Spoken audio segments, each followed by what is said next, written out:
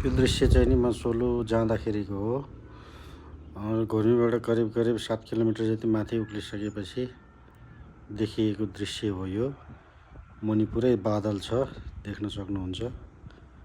डाँडाको टुप्पो मात्र देखिएको छ। मुनि चाहिँ नि एकदम बादल लागेको थियो भने माथि चाहिँ नि एकदम टन्टलापुर घाम लागेको थियो।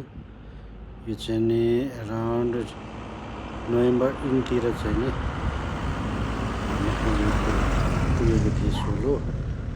अनि त्यो सोलोमा चाहिँ नि सोलो जाँदाखेरिको दृश्य हो यो।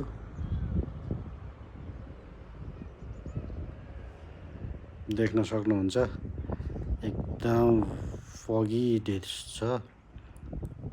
त्यो मुनि देखिएको चाहिँ सबै बादल हो। यो बादलभन्दा माथि चाहिँ नि हामी हिँडिरहेछौँ।